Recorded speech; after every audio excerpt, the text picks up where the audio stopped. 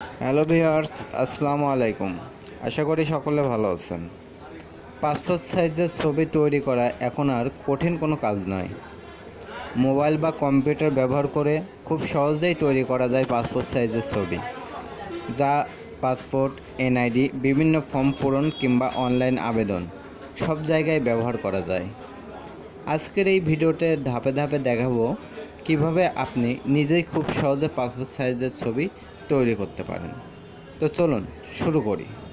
তো প্রথমে আপনাকে যেটা করতে হবে, আপনার কম্পিউটার থেকে আপনার যে ফটোশপ সফটওয়্যারটি আছে, অ্যাডোবি ফটোশপ, সেটা আপনি ওপেন করে নেবেন। দেখুন আমি ওপেন করে নিয়েছি।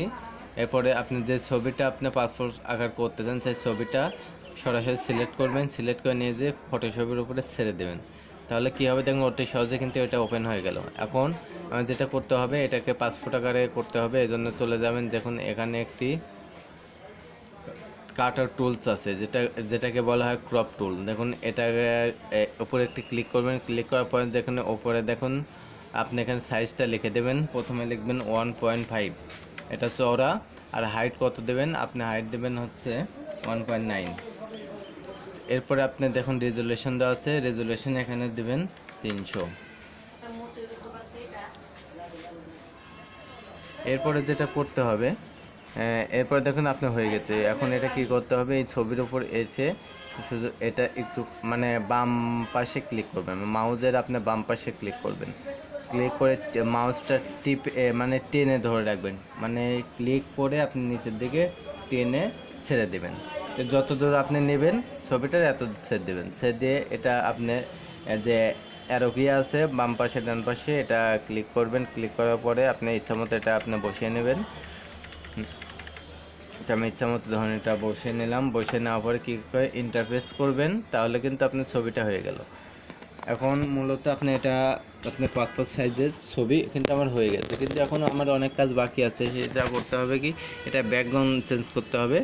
তো ব্যাকগ্রাউন্ড চেঞ্জ করার জন্য এখানে দেখুন বাম পাশে টুলবারে দেখুন অনেকগুলো টুলস আছে।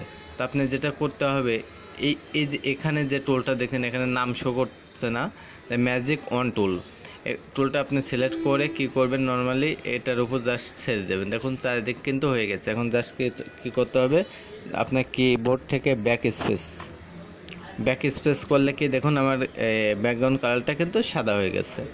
তো এখন যদি আমি চাই যে আমার এই ব্যাকগ্রাউন্ড কালার জাস্ট চেঞ্জ করবো, তবে এখানে দেখুন বাম পাশের নিচে দেখুন কালার, সেট ব্যাকগ্রাউন্ড কালার, এখানে কিন্তু লেখা আছে এরকম কিছু একটা। এটার উপর ক্লিক করবেন। ক্লিক করে আপনার ইচ্ছা অনুযায়ী আপনি কালারটা সিলেক্ট করে নেবেন।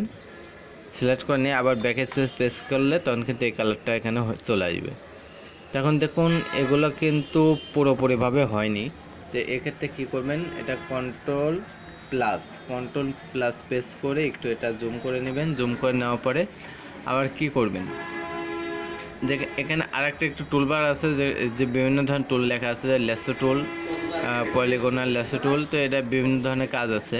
তো এক এক করে আমরা পরবর্তীতে ভিডিওতে সবগুলো দেখাবো। তো আমরা জাস্ট এই টুলটাকে সিলেক্ট করব। সিলেক্ট করে এখন যত দূর আমি ধরুন এখান থেকে এটুকু ব্যাকগ্রাউন্ড কালার হয়নি, চুলগুলো আছে এভাবে আছে, এবার টেনে নিয়ে আসবো। টেনে নিয়ে এসে কী করব, মানে আমার যেটুকু প্রয়োজন সেটুকু আমি রেখে বাকিটুকু সিলেক্ট করে দেবো। দেখুন এটা কিন্তু খারাপ দেখা যাচ্ছে, আমি নর্মাল বোঝানোর সুবিধার্থে কিন্তু এভাবে কিন্তু সেট দেবো। ডবল ক্লিক করে সেট দিলে দেখুন আমার কিন্তু পাসপোর্ট সাইজের ছবি কিন্তু ক্রিয়েট হয়ে গেছে। এখন আপনি চাইলে এটাকে বিভিন্ন কালার দিতে পারেন। তো হ্যাঁ, অনেক ক্ষেত্রে দেখা যায় যে আপনার ব্যাকগ্রাউন্ড কালার এভাবে নাও থাকতে পারে। তো ধরুন যদি আপনার এই ধরনের কোনো ছবি হয়, দেখুন এটা কিন্তু ব্যাকগ্রাউন্ড কালার কিন্তু অন্যরকম, মানে বিভিন্ন সিনারি দেওয়া আছে। তো এটা যদি আমি এখন এই টুল ব্যবহার করি দেখুন, তাহলে কিন্তু হচ্ছে না। এটা জায়গায় জায়গায় কিন্তু ব্যাকগ্রাউন্ড চেঞ্জ হচ্ছে, অনেক সমস্যা হবে।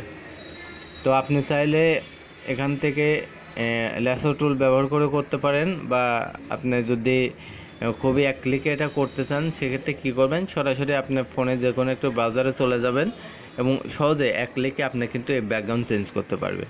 এ বিষয়ে আমার চ্যানেলে একটি ভিডিও দেওয়া আছে যে কীভাবে এক ক্লিকে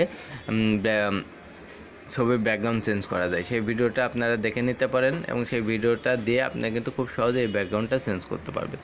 তো ভিউয়ার্স, এই ছিল আজকের ভিডিও। বুঝতে পারছে চ্যানেলটি নতুন, তার মধ্যে যদি কারো কোনো বুঝতে সমস্যা হয় তাহলে অবশ্যই আমার কমেন্ট বক্সে লিখে দেবেন। আর আপনাদের উৎসাহ পেলে আমি পরবর্তীতে আরও নিত্য নতুন ভিডিও নিয়ে আসতে পারবো। সবাই আমাকে সাপোর্ট করবেন। ধন্যবাদ।